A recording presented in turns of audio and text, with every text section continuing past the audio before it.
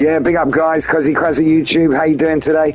Yeah, GT World Nations Cup Grand Final.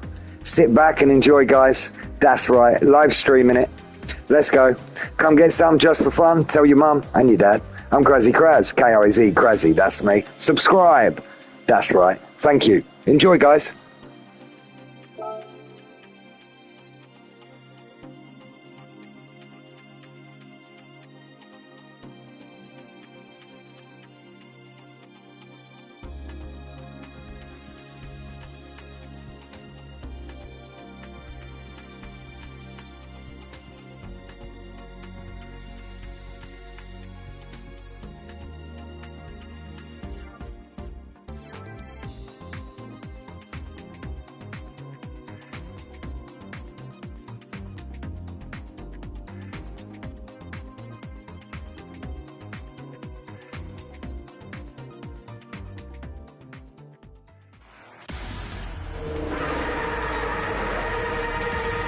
Ready and focused to go for this race, but here is how the grid will line up.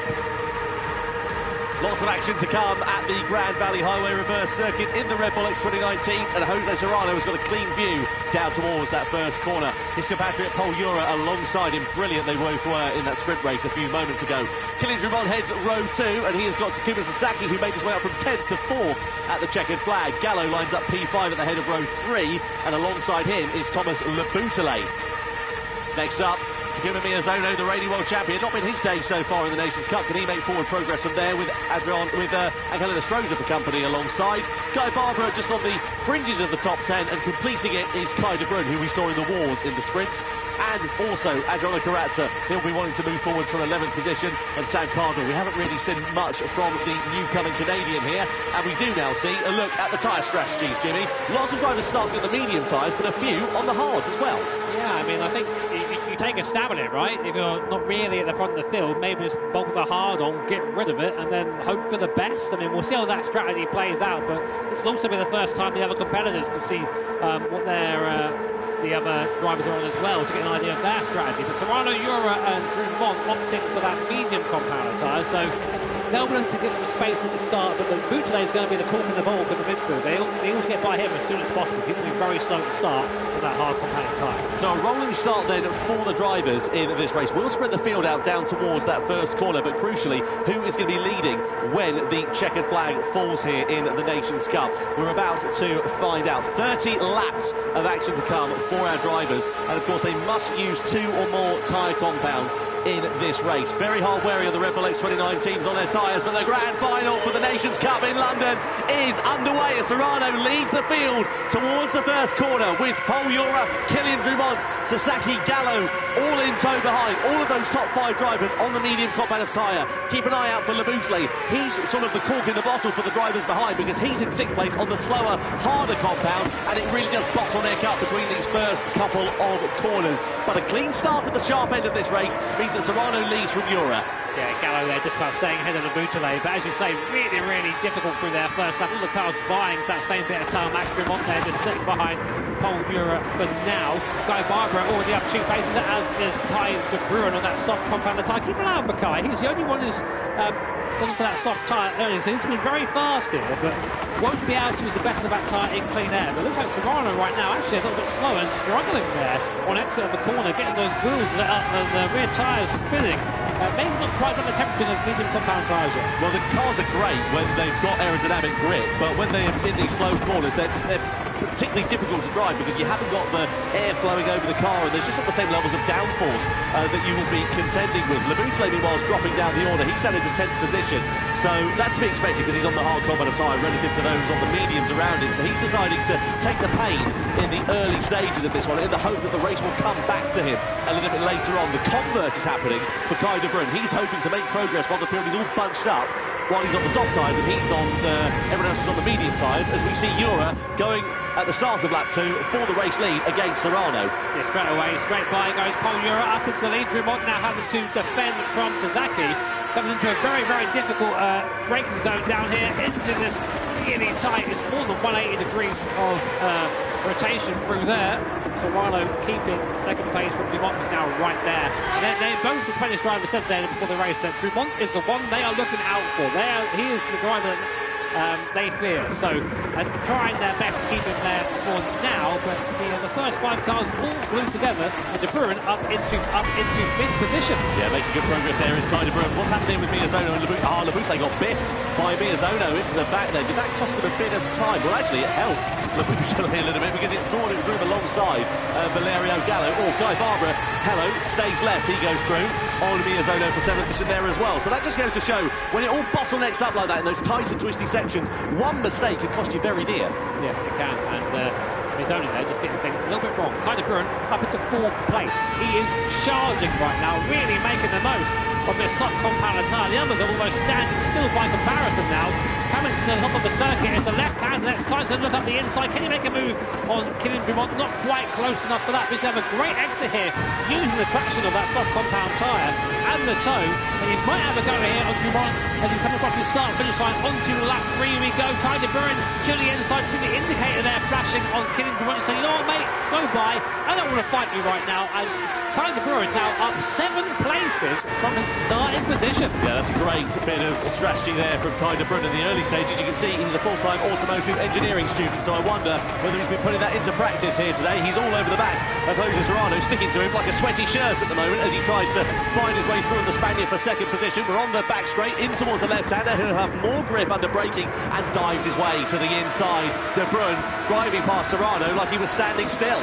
You know what? I was saying earlier that he needs to make the most of this soft tyre, and he's kind of doing it. He's just getting by people nice and quickly, and then into the back of Paul Ura there, just showing the difference in speed on the apex there to the medium, and that soft compound tyre actually caught Kai De Bruin out a little bit, and now where will he pass? Because he needs to pass, he's just gone away. That's the strat now for him up the inside, and yeah, Kai De Bruin goes from 10th position on the grid up to 1st in just over 3.5 laps in that soft compound tyre. So let's see now what the Dutchman can do. Well, now he needs to pull out a gap, doesn't he, with Yuri? He needs to stop fighting with him and use those soft tyres to the best of their advantage, because of course they're all well and good while they're in the great operating window that Kai De Bruin is in, but they do wear out very, very quickly, and the last thing you want is a set of tyres that's like chewing gum, because you won't be able to get any traction, any grip at all, and they'll be all over the shop. Ura is not going to take this one lying down though as we come through into the tunnel at the start of lap 4, and he's in the slipstream here is Paul Ura. Can he take advantage of the fact that De Bruin doesn't have the hole being punched in the air in front of him? No, he's not able to find his way through the Dutchman, so now Kai De Bruin needs to get his head down, needs to pull out an advantage to be able to salvage something later on in this race, because presumably being on those soft tyres he's going to have to go a stop longer than some others. So Paul Ura actually there was trying to get out of the slipstream, probably thinking, well, why is he doing that for? Because he doesn't want to fight Kai De Bruin right now, because you can see there is obvious pace differential. The worst thing you can do for the long race, you've got to look into the future, not just the lap you're on, is just have that fight or lose that time. So good for Paul Ura. Serrano in 3rd as well, still there. Dumont still there, as is Gallo and Sasaki. So here really your main contenders at the moment. And Kai De Bruin is now in the process of starting to open up a gap, half a second now between himself and Paul Ura, but he is sort of putting these guys along a little bit. Yeah, the rest of the field on the medium tyres from 2nd down to 10th, all pretty even. I have to say, De Bruin, though, picking up a penalty for a collision with another car. Was that due to the contact with Ura that we saw in the last lap? Maybe?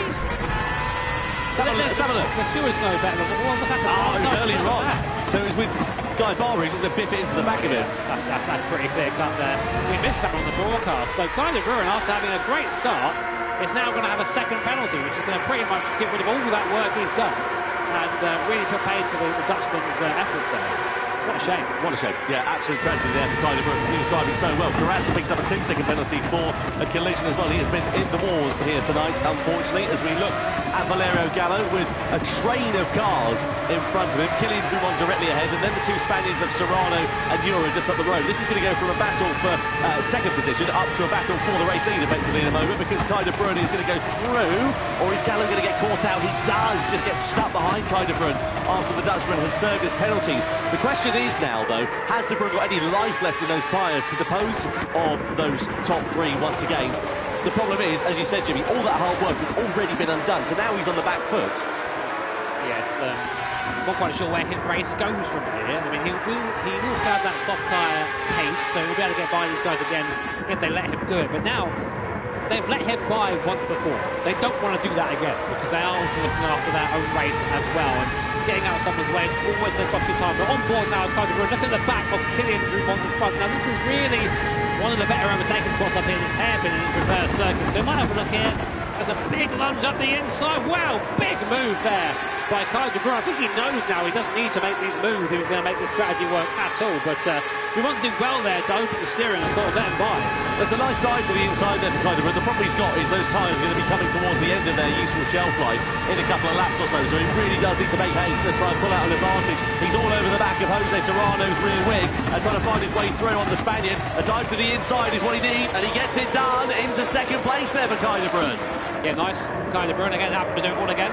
Will Paul Euro do the same and just let him through? I mean, it's great viewing for us having Kraz-e just leave the field and, and go back through it again periodically, but for him, yeah, to the inside there. Oh, Paul Euro actually didn't see him coming. Kraz-e goes very wide there. Euro back up into the lead. So I think Kai thought he'd have the place definitely there, and Paul Euro turned in. I think to use an old adage that he got to the apex first, did Kraz-e. So I know, we'll see what our stewards think of that. Yeah, some aggressive dives to the inside there for Kraz-e. I mean, he needs to do that, doesn't he, really? But the problem is, like you say, he should be a second and a half, nearly 2 seconds up the road now at this point, and he's not. He's 2/10 up the road, which is going to be at a big disadvantage in a few minutes' time, especially on those rear tyres, which are, as you can see, significantly more worn than the other drivers behind, come towards the end of that stint. So here we are then, coming on to the end of lap 7. Paul Euro and Serrano there. Still the front, really, when you think about it. I mean, Kraz-e isn't that soft compound tyre, but he's not utilised that to its best effort with the penalty earlier on for contact with Guy Barbara. On board with Zona, who is still here, right? He's still here. He's just in the back of his pack right now, biding his time. And Paul Euro is now fighting Kraz-e. He's had enough of sitting behind the Dutchman. I think now Kai's tyres are starting to go the other way. The soft tyres starting to wear, and then more contact there with Paul Euro. Desperate driving now from Kraz-e, I think, Tom. Yeah, it's like giving Dracula the keys to the blood bank, this, isn't it? He's trying his best here to hold on to these positions, but I just can't see it working there for Kraz-e, unfortunately. He just cost himself so much time with that penalty, and he's now going to be a bit of a sitting duck to all of those drivers who sit in his wheel tracks behind. We'll just keep an eye on that for now. But this is actually quite nice for Paul Euro. He's got the buffer now to the rest of the guys behind him. So not the worst thing in the world to have Kraz-e in between you, but still running strong at the moment. See this awesome Grand Valley circuit. I often wonder sometimes what would happen if the barriers weren't there. It could be quite entertaining, but if you know why, it is over. Yeah, just get good at swimming, wouldn't you? Or find out how good the X2019s are at swimming, certainly. Let's have a look at something going on behind. This was, Miyazono with a lunge to the inside of Sasaki. And Gallo, I think, was just a little bit slower than Miyazono was expecting going into that corner. Miyazono nearly got 2 for the price of 1, but eventually had to back out of it. Meanwhile, we see De Bruyne going in for a defensive line here against Serrano for second position, but just nothing doing for Serrano at the moment. But you would imagine, again, Kraz-e now coming on to lap 8. This is where we're expecting the soft tyre runners to come in, and De Bruyne being the only one of those. Look at those tyres, they are significantly more worn than the others around him, and it's going to leave him vulnerable here. But I say that, he does get up ahead of Euro with the advantage of the slipstream, but has he got the grip then under braking to retain that lead? He does for now, at least. I wonder if they can make this tyre go 10 laps. The soft tyre. That will change the landscape of the race quite considerably for everyone else around him as well. So Kai, I mean, he's not putting away, but he's still there. He's still in that little bubble of cars. If he can stay there, either hold them up or get towed along this soft tyre, which is now starting to definitely fall away, his lap time much slower than the cars around him, then he can still maybe make something of this. But it really just depends on the strategy of those around him. So right now, the racing order is Kraz-e, Paul Euro, Jose Serrano, Kylian Drumont, Valerio Gallo, and Miyazono are top 6 at the moment. So we'll see if anyone else can progress from there. Well, keep an eye out for the medium shop runners behind as well, because I wonder if someone's going to try and go for the undercut, because you can see how close they are just in terms of the timing screen on the left-hand side. They're all within a couple of tenths of a second pretty much of one another. If you're Miyazono, if you're Gallo, for example, do you decide to pit a lap early, go for a faster compound of tyre in the middle stint, undercut everybody else when you're in clear air and just run your own race, get out of the dirty air, get out of the traffic, and try and make dividends like that, as we see De Bruyne then coming into the pit lane at the end of lap 8. So those soft tyres have cried no more. Where's he going to go from here, though? Yeah, I think maybe I'd have to go for an aggressive strategy. Another soft tyre and have a go that. Now everyone is unleashed. Everyone's like, right, okay, here we go. Now they're fighting as we come down to the hairpin down the bottom end. Dumont looking to the outside of Gallo. Gallo and Dumont now having a little bit of door-to-door contact, or whatever constitutes a door in this car. And Miyazono now being mugged by Sasaki on the inside. The two Japanese drivers side by side. So now that Kai De Bruyne's pitted, everyone's like, right, okay, race on. Here we go. And now things are starting to get spicy. And Kai De Bruyne, as we predicted, has gone on to another soft compounder tyre. Yeah, little blue touch paper there to Kai De Bruyne coming into the pit lane, because look at all this cause. Oh, Euro has a big wiggle there and loses positions to Dumont and to Gallo down to 4th place, and Miyazono biffs it into the back of him as well. Miyazono, he's in the wars here for this one. We've seen a few aggressive dives to the inside, a few uncharacteristic errors from the Japanese driver, and that might be set to cost him a little bit here. Bro's got a snowplow in front of that thing. He's gone into the back of every car I've seen so far, but not enough. I think it's just racing contact at this point. There's nothing that deserves a penalty in my eyes anyway, but Miyazono now starting to make his play, I think, starting to make his move. Bonura struggling a little bit. His rear tyres don't look to be in that too bad of a condition. They're maybe just having a little bit of a bit too enthusiastic on that throttle there.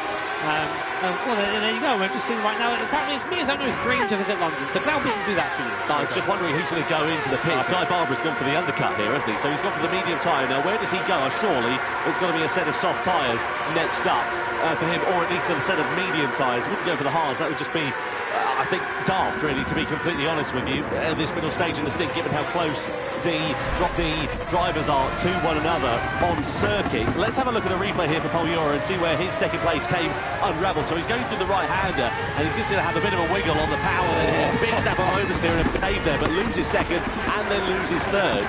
Well collected there. These slick tyres don't have any slip, really. You go over the grip threshold and you're having a hard spin like that, so they won't collect that. So frantic at the front, but I'm also having a little look down the back of Laboutelet and Cardinal. They're both in the hard compounder tyres, and Cardinal is staying with Laboutelet, which is good, a good performance here from our rookie at the moment. So we'll see what they do. They're going to get that hard crowd away. I think hard then medium for these guys. Surely one stop for Laboutelet and Cardinal, whereas everyone else seems to be opting for maybe a two-stop strategy. We'll see how that pays off.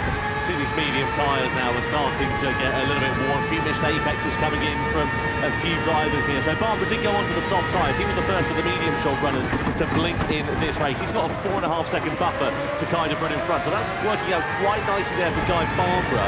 Can he use that soft tyre and the clear air to his advantage? If you're outside of a second or so, generally you're pretty safe in these cars to not worry about the dirty air and so on and so forth, which will just save the front tyres. The difference is crazy. You look at it right on the back of it now. Actually, with lifting the throttle, I think I don't really want to pass just yet. You have to really hit your moment in these cars, because if you don't, you end up either spearing into the guy in front of you or just having this big understeer or oversteer moment. And we've seen how sensitive the tyres are on this thing, so it has to be measured, it has to be calculated.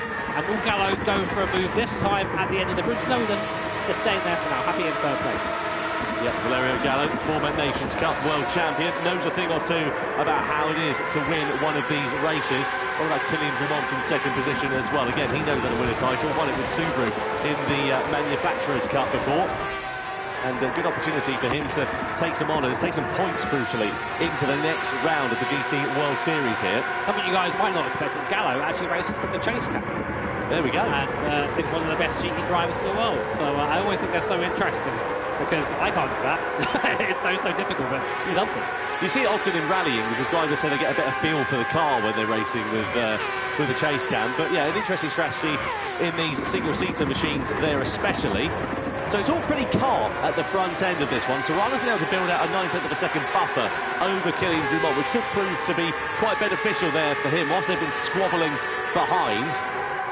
They're just trying to work together then here, aren't they? They're just trying to close the deficit down. Now Drumont goes to the inside, Gallo goes to the inside of Drumont, rather, down into the first corner at the start of lap 12, and the Italian goes through and into second position here. So there is Gallo up into P2 now, nice. Now he's going to try and look onto the back of Jose and Serrano. Serrano there punching the hole in the air for everybody else, and is just being followed by this train at the moment. So Dumont doesn't seem too unhappy by that. I'm just curious as to how the strategies are going to play out here, because right now we have 8 cars who are all on identical strategies and then 4 who aren't. So we'll just see which one is the best. So Broom's been able to close the gap down to Cardinal by about 3 or 4 seconds or so. He's been running in clear air, which is nice for Kai de Bruin. The question is, did that penalty that he suffered from after that contact that we saw with Guy Barbara cost him too dear to challenge for the race victory? Is it now too aggressive of a strategy to work? Because the problem with these aggressive strategies where you start on the soft tyres, they work as long as your rate is pretty much perfect to the second. If you have problems like he's had, it makes it that little bit harder, and it goes from being a battle for victory to a battle for the podium, maybe even the top 5. Well, the way to think about it here really is that is the gap.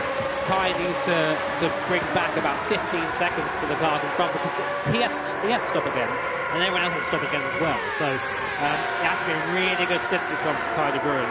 But we'll see how that one progresses. Well, also, there's Dumont had another go at Gallo. Working together, I think, now. Yeah, they've got to be. You know, there's no doubt about it. The gap's down to under half a second, so these two just using the slipstream to try and take those chunks out of Jose Serrano and closing the deficit down. I was just about to say the hard runners have surely got to pit before too long, and they come in at the start of lap 13. Now, where are they going to go in terms of strategy? There's nothing. There's nothing in the rules that says they, can't use the soft tyres, but obviously it would be completely pointless to do that, because the time you would gain from it would be offset by the fact that you have to make another pit stop. Yeah, so Laboutelet and Card now both going for the one-stop strategy.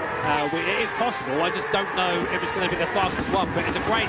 I love this element in these races, because think about it, in real life, drivers have a whole team to work this out for them, but you have to do it on the fly whilst you're driving, and driving against some of the best drivers in the world. It takes such capacity to be a high-level sim racer. In my head anyway, it's harder to do this and be fast at this than it is to be a driver in real life. So who's in the pounces then in terms of tyres? Well, Miazono's got a little bit more relative to Gallo, a bit more relative to Gallo and Dumont in front, but not much, to be honest. It's pretty even Stevens between them. Let's have a look at Sasaki versus Miyazono. So this was Miyazono's move, actually, in fact, for 4th place against Paul Ura. So Ura, we saw him make a mistake a couple of laps ago, down to 4th position. Now he's just on the fringes of the top 5. So the race coming unravelled a little bit for the young Spaniard here. Yeah, I mean, he's still in the fight. I mean, you can still see first place from where he is, but he's definitely not enjoyed these worn medium tyres. He's struggled a little bit, especially in traction zones. We've seen that a few times now, but he just can't quite get the car at the point in the same way the others can. It's maybe a bit of a heavy right foot there from Paul Ura, but this is how close it is. You can see Jose Serrano, our leader, from this onboard of Paul Ura, who's in 5th position. And just like always in these Grand Prix World Series live events, it's covered by no more than a couple of seconds. These guys are all so fast. Just thinking of the logo on the side of the Spanish card, it looks like the old Super Aguri logo, that motif that they've got on the... Maybe it is. Maybe they're back. That's what the streets will remember. Anyway, looking at Valerio Gallo here in 3rd position, you can see a couple of tenths of a second over himself and Takuma Miyazono, but still very even Stevens at the sharp end of this one. Now, who is going to be the driver that will blink first? We're coming in towards pit stop territory. We've seen a few medium shot runners lurking a bit squirrely over the last couple of laps. The times are in the 1:28. Compare that to the soft shot runners who are in the 1:26s, the medium shot runners who are now in the 1:30s on their outlap as well. So you would imagine it is not going to be too long before we see these pit stops coming in. And will we see a divergence in strategies? Those that are stuck behind, maybe going for the undercut, going for an earlier pit stop to try and gain track position, come out in a bit of clear air. Obviously, the converse to that is they have to go a lap longer, maybe a couple of laps longer, compared to those who pit later. Well, I did say that our only one-stoppers so far are Laboutelet and Card now, but they are now getting to the point as Dumont, for the first time this race, takes the lead away from Jose Serrano, and Gallo's going through too. So both Dumont and Gallo deciding, right now is the time to pounce. We need to get on with it. We need to get by Serrano and try and pull a gap, because I think now, Tom, all these guys are on a one-stop. They all want to come in on lap 17. With that medium compounded tyre is at its limit, bottle some hard tyres and just wobble to the end. I suppose that's the advantage as well. You've got so many other drivers that are all doing the same strategy around you that you can kind of do the same thing. So if you're just like, oh, well, I'll leak it up for a lap longer. Oh, they've done the same. I'll do it for another lap and then another lap and so on. So if you can do that one stop strategy, perfect. But you've got to use two tyre compounds in this race. You can't go onto the mediums and then onto the mediums again. Onto the mediums again. You've got to change tyre compounds. The question is, how long can you keep those medium tyres out? Can you get it so you can run a set of softs to the end of this one? Let's have another look at the change of race lead then. So Drummond with a slipstream on the inside, and Gallo said, "Oh, thanks very much. There's a gap there as well. I'll go through and into second." Yeah, nice debate there. That's how you do it. It's like a high-speed chess in the Grand World Series events. But Serrano hanging on. Interestingly, we looked at the tyres just a second ago. Serrano's tyres actually the best shape of anyone. He's led this race for the majority so far. So not only is he faster than Serrano, but he's good at looking after those tyres too. Good, very good traits there for a driver here in these events. So on to lap 16 now. We think end of lap 17, all these guys are going to box for some hard compound tyres. That's what I think is going to happen, but I've been wrong before. Yeah, hard tyres to the end of this one when you've got soft shop runners behind and medium shop runners who are on a one-stopper as well. It's going to be interesting. The soft shop runners now coming into Brun Pitts at the end of lap 15, so he's gone for the soft compound of tyre. What did he start? He was on the soft side, he went soft, so now surely he's going to go medium, isn't he, for the end of this race? Got to. He has to. If he goes in a hard tyre, he's got no chance. So more with the medium tyre, I think, for kind of Brun. There it is, onto the medium, so I don't know. He'll have the pace advantage over the hard runners to the end of the race, but it's going to be it's got to be a big push now from Kai de Buren to get anywhere near these guys. He's a long way back, long way back. And Raboutelet and Khan now, they're on the same strategy as him basically, and you can see about a second ahead, but that's not so bad. I mean, that shows you how much slower that hard tyre is. But Kai de Buren, who's done an extra stop over Raboutelet and Khan now, is only 2 seconds behind. Yeah, it's not worked out too badly there for Kai de Buren. Of course, he's now got to make up that position on circuit, which is a bit of a problem, because had he not had that penalty, I mean, what's the gap? 2.2 seconds. He would have come out effectively in front, barring, you know, any other instance that he may have come a cropper with. So it's cost him track position. It now means he's got to do the hard work on the circuit. But if he can dispose of Cardinal pretty quickly, it might bring him back into contention. But of course, as you can see, the top 8 runners are going to be coming in for a set of hard tyres before too long, and that could leave them vulnerable to those that are on the medium tyre in the closing stages of this race, if indeed they've got any life left in them. That's the crucial point. They could all well be on a quicker compound of tyre, but if they've taken all the good bits out of them, they'll have nothing left at the end. And look who's been quietly sneaking up the field. Takuma Miyazono up 3 places, up to P4 now, and in the fight for the win here, no doubt about it. Our 2014 Nations Cup champion, showing you just why he is such. Very, very close now to the back of Jose Serrano, and it is going to be a bit of a fist fight on the hard compound tyre as well. We very rarely see these guys racing on the hard tyres, so I'm quite curious to see what it's like for them. I know it's going to be slow, it's going to be tough. They are going to be on a lighter fuel load though, so it should be a bit nicer, but they take a while to heat up and they don't have anywhere near the grip of these mediums, so it should be a very, very spicy last 13 laps or so. Yeah, 8 drivers all on the same strategy. It's going to be very exciting. Well, Takuma Miyazono showing why meditating to that pop song is a good idea before the start of this race. I want to say it's been a calm one from him, but the first laps were a bit scrappy, even by Takuma Miyazono standards. So he's calmed down a little bit. You can see there, philosophy by Alexandros. Well, whatever philosophy he's going by, it seems to be working quite nicely at the moment. Just sitting there in 4th position, biding his time, waiting for the right opportunity. Does anybody dive into the pit lane? Miyazono does. So Miyazono into the pits. He's the first driver to blink. So now he's going to do the undercut relative to those around him.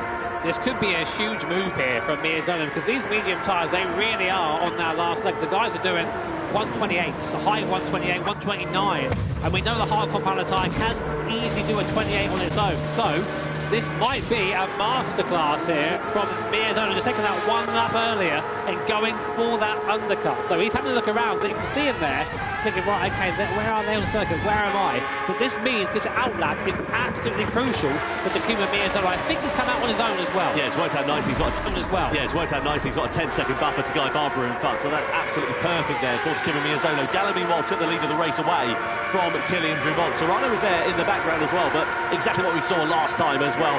Down the start finish straight into the tunnel in first corner. Gallo, a decisive move there into the race lead for the first time. And it's so cool seeing these guys race. I mean, we've been doing this now for, I think this is our 8th year of doing this. And these names, they keep coming back, and you just know, right, you've got Gallo, Drummond, Serrano, Miyazono. It's going to be a good race, and it always is. Gallo right now leading from the front, with those rear tyres getting to the point now where traction's going to be a bit of a premium. So I imagine we're going to see him all react to Miyazono's pit stop and try and avoid being undercut too badly. So we're going to see now whether Miyazono's strategy was the correct one or not, and Gallo is continuing. One more lap on the medium, as is Serrano, and Dumont opting to pit. So they're really pushing this medium tyre. I was told in the briefing that 17 laps, so you're going to get out of it. But our drivers think different. Miyazono started a particularly brilliant middle sector relative to some other drivers around him. 29.7's not quite the fastest. Of course, the tyres aren't up to the optimum working temperature at the moment. Hard tyres then on for Kylian Dumont. Interstrada following the same strategy there as well. What's it like on fuel? Seems okay for them at the moment. Nothing really too much to worry about. But there is Miyazono. Has he managed to leapfrog those two drivers as they come out of the pit lane, up through and into 7th position then for Miyazono? And Dumont is still in front for now, but he's on colder tyres. Is Miyazono going to be able to take profit and go for the move on the inside? Not quite into there. So it's worked out okay for Miyazono, but not particularly brilliantly in terms of track position, because now he's got to find his way through on Dumont the hard way. He needs to, I don't know, I think that's not worked out for Miyazono the way I thought it was. The outlap was not enough, but Gallo and Serrano now, you can see them in the acceleration zone. They just cannot get out of the corner. I think they're there. They've just gone a lap too long, I think, on these tyres. I mean, we can see on our end 10% left on the rear right tyre for Valerio Gallo. That thing is going to feel horrible. Now Serrano's going for a move. Don't do it now, Jose. You're fighting. Sasaki and Paul Ura also fighting for moves too. You can see they've got the warning sign there. Don't know what that means, but it can't be good. No, absolutely critical for these drivers. They've got to come into the pit lane then, surely. Gallo has to, no choice for it. Sasaki also following him through there as well. So this is going to be interesting actually here between these drivers to see who emerges where. Has Miyazono lost time? He's still not ahead of Kylian Dumont, and that, as you say, Jimmy, was absolutely critical in terms of the strategy for a potential race victory for Takuma Miyazono. He needed to leapfrog, and soft tyres for Valerio Gallo, as well as Sasaki here as well. So they've decided to do a completely different strategy. Are they going to try and do the soft tyres 10 laps to the end? We've not seen anyone, we've seen 8 laps, kind of brewing. Guy Barbara's been on that soft tyre for 10 laps and come in. Something says it can work, it's going again. So maybe this is the play. We didn't see it coming at all. Medium to soft tyre.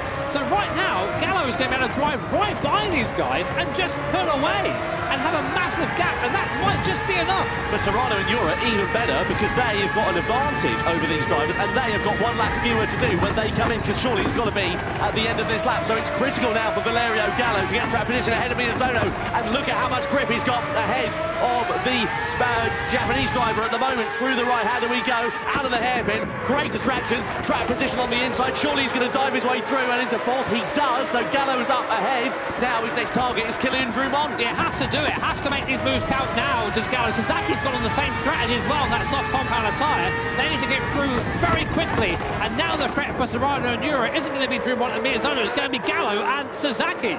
But can they make this tyre last in? So in comes Serrano and Ura, surely also going to go for that soft compound tyre. They've seen it can work. I really did not see this one coming from these guys. Gallo there just trying everything to get by Dumont.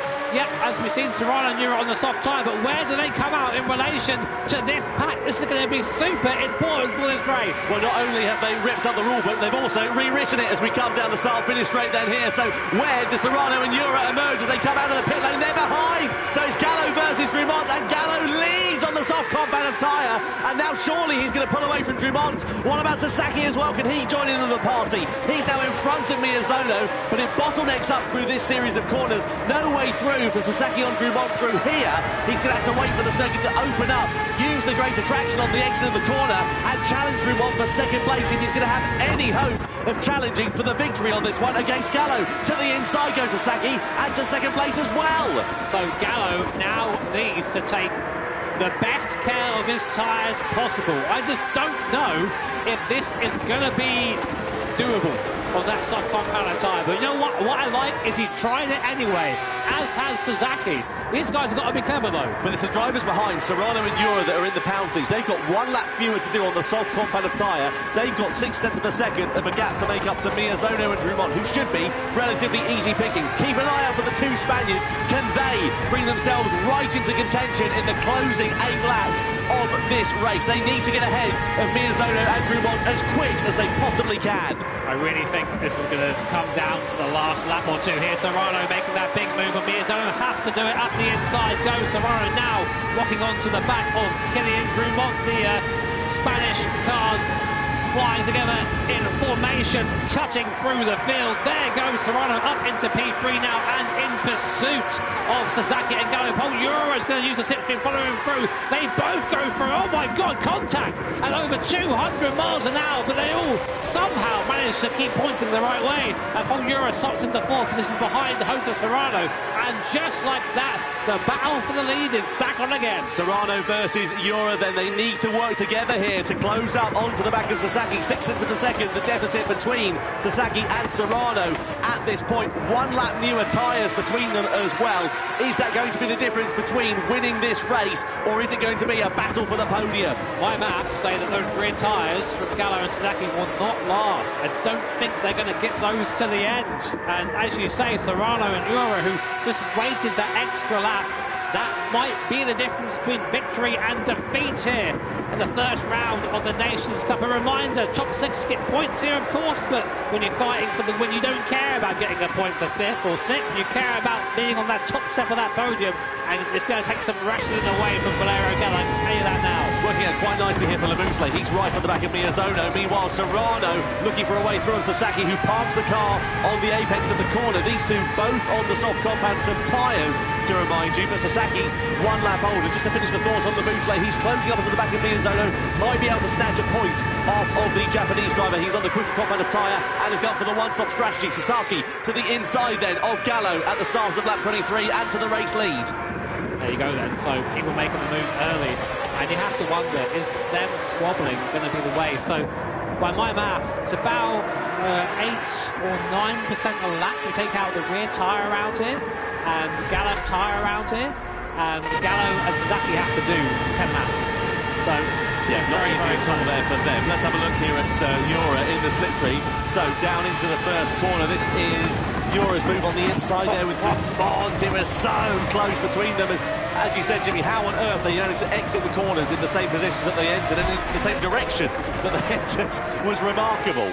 Easy peasy. No, all in a day's work for these guys. So right now, Gallo actually starting to fall off the back of Sasaki a little bit. Sasaki's trying to pull the pin here, isn't he? He's got to do this if he's going to try and challenge for the victory, because if he starts squabbling with the likes of Gallo, it's going to bring Serrano and Euro right back into play. Sasaki needs the lap of his life to build out enough of a buffer so that when those rear tyres fall off a cliff, he's got enough in his pocket to hold on to that race lead. But look at the difference already in terms of the lap time. I know the top two were squabbling with one another last time around, but 25s compared to 26s and early 27s is a fortnight in these cars. I just don't think Gallo's got the ultimate pace right now. I mean, like, he's in the toe right here. Serrano opting to stay out the toe and have a bit more of a slingshot, I think. Right, here we go. So we're on the toe. Gallo on Sasaki. Serrano we're on board with right now. Paul Euro, you can't see, is just behind us on the circuit. Snaking through here. I think we're going to stay where they are. Serrano I think he thought about it for a second there, maybe, and thought, no, I can wait, I can afford to wait. My tyres are in much better nick than the guys in front of me. No point me rushing. So Sasaki it is that still leads then, 0.3 of a second to the good of Valerio Gallo and Serrano as well as Paul Euro. Miyazono meanwhile still in front of now De Bruyne, who is in front in turn of Labusle. So Labusle must have had a moment last time around because he was right on the rear bumper of Miyazono at one point. Not quite sure what has happened to the Frenchman there. But either way, he's now dropped some 3 seconds off the back of that final points-paying position. Just a reminder, points all the way down to 6th place. And these 12 drivers that are here in London will also be going through into Berlin. They'll be here for the rest of the season. So all these points are absolutely critical in the Nations Cup as they come through into this left-handed hairpin. It's the calm before the storm, this one, isn't it? Yeah, I mean, something's going to give at some point, and it's going to be just explosive, I think is the best term for it. Still on board Paul Euro, watching Serrano in front, go for a dive, and we're going to follow our compatriot through on board Paul Euro up into, is it 3rd place? No, 2nd place is Serrano, and they're side by side behind Gallo and Euro bumping wheels as we go down the straight. Euro using the toe, see Serrano putting it across to help his compatriot there. Man, these guys are thinking in 5D, aren't they? It's not just about their race, it's also the race of their teammates around them. And they're challenging for the race lead against Sasaki now as well, who's coming under pressure from Jose Serrano into this corner. We know you can make a move stick, but you've got to be last of the late breakers and have a very willing dance partner out of the tunnel and into the daylight once again. Serrano now in the slipstream, now against Sasaki, now challenging for the race lead. Does he dive to the inside, to the left-hander? He does, and Serrano goes through. Is the door open for Jura there as well? Sort of, on the inside, twitches to the outside line. Sasaki's going to defend it, but that'll compromise his run out of the corner, and Jura just has to wait to either man. Goes for a lunge on the inside, but runs it deep. Sasaki's ready to come back through there, but no door is open, and now it is Serrano versus Jura for the victory in this one, and Serrano's got 9/10 in his back pocket. Huge move from Jura. He has to do that great block pass in the background. Gallo's trying the same thing. Can't quite make that one stick though for now, and Gallo he knows that if these guys get away, that's it. There's no coming back from this one. But that was a great move from Jura. Just sat on the apex, gave Sasaki nowhere to go, and now, as you say, Tom, it's Spaniard on Spaniard. This time, I got a feeling they aren't going to play so nice. No, this is going to be very interesting between these two. It was sort of civil war, really. We saw it in the sprint race a few minutes ago. Are we going to see the same stakes, though, here in the grand final? You would imagine it is going to be a much closer affair, and I would imagine a much more aggressive affair, because points mean prizes, and every point matters, even in the opening round of the season. The question is, though, who's going to get the final podium place here between Sasaki and Gallo, because it is pretty even Stevens between these two in terms of pace right now. On board with Gallo at the moment. Have to think, does he have a response to this? I'm not sure he does. Both his and Sasaki's tyres are looking pretty second-hand at this point. It's still got 4.5 more laps to go, though. Keep an eye out for Drumont, who's down in 5th place. I know he's on the hard competitive tyre, but you can see there he was 0.3 of a second quicker than the soft shop runners last time around, and I wonder whether those hard tyres are going to start coming into their own. Over the course of one lap, they are significantly slower, but over the course of a race duration, that is where the hard tyres will begin to pay off. There's a fair gap to catch up. It's about 4 seconds or so. I think it might be a bit too far away, given the later stages of this race. But if anything unravels between these top four, as we have seen it do so, it could bring Drumont, maybe Miyazono, back into play for a position up the order. I just think it's because of the fighting we saw in that lap. I don't think the pace is quite there for the hard tyre. But, as you say, Tom, for Sasaki and Gallo especially, they're going to really start struggling in a couple of laps' time with this soft compound tyre. That might bring Drumont back. It might bring Miyazono back. It might bring De Bruin back for a point or two. Who's there in 7th place, is waiting behind right now. He's quicker than anyone right now. But that last lap time there, Sasaki and Gallo, having a fight. Will we see Gallo go for a move?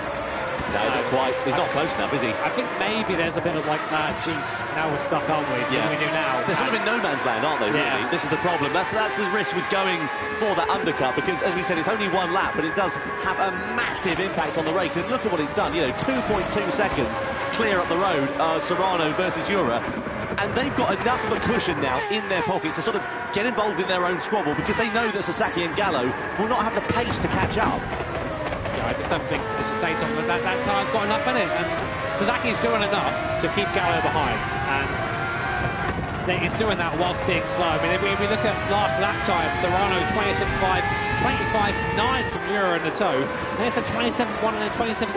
Gallo. Oh, there you go. Lunges to the inside for 3rd place on Sasaki. Sasaki left the door pretty firmly open there, so maybe he wants to be the follower rather than the followee at this point.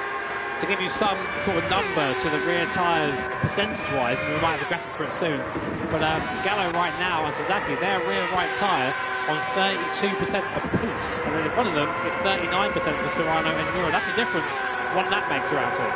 So down the start finish straight we go. Cardinal gets a warning for bump drafting. The stewards don't take too kindly to that sort of thing here in the GT World Series. It's his first event, so we'll give him the grace of it, but a warning is one step away from a penalty. 10th position currently for Sam Cardinal, newcomer to the GT World Series. Let's see what impact he can make later on in the championship, because it hasn't been a particularly fruitful evening for him here tonight. The pace of Serrano and Jura, they really have just opened the taps now. They've put 3 seconds on Valerio Gallo, who is not a slow driver. And It's going to show that when you get your head down round here, these guys, the Spaniards, they're going to be hard to beat this year, Tom. Well, the crucial point is they've stopped squabbling amongst one another. They've worked together like we saw them doing in the sprint race here. They've just not been, diving up the inside, sending another driver wide, taking 7 bells out of each other. They've worked together to build out that buffer to now over 4 seconds, which has worked quite nicely. And they have worked together, but here comes your question if you're Serrano and Paul Jura. Who wins this race? Because we're coming in now to the penultimate lap, and Jura is, I'd say, probably in the better position. He's got the toe, which means pretty much an automatic pass into the first corner if you're in about 3-4 tenths or so. Right now, though, I think Serrano is aware, I need to actually try and pull this gap out a little bit. So we're now going to see a bit of a fist fight, I think. And these guys, as I said, they are compatriots. They are part of that same Nations Cup victorious team in 2023 when it was a team game rather than a single driver. But right now, they are enemies. Who will win? Well, in a lap and a half, we're going to find out. It's a mental game here between these two, and Serrano closes the door there on Paul Jura. Well, the door was never really open, was it, to be completely honest? But Jura closes up onto the back of him, and he's just trying to find his way through, trying to sniff out where Serrano is a little bit slower over the course of that lap. Look at where his weaknesses are. Maybe send a dress rehearsal to the inside, a warning sign to Serrano to try and challenge for this race victory here. You're watching right now 2 of the fastest Gran Turismo drivers in the world duke it out for the first win of the year here in London. Jose Serrano, your leader, Paul Jura in second place, and with only a lap and a half of this Grand Valley reverse circuit to go, it is anyone's game. Jura, of course, needs to find a way past Jose Serrano. There's realistically maybe 1 or 2 more chances to do that, and here's one of them now. Serrano very, very slow there, and Jura deep, actually. That might have cost him slightly. Jura has a slightly worse tyre than Serrano in front, but that won't make too much difference.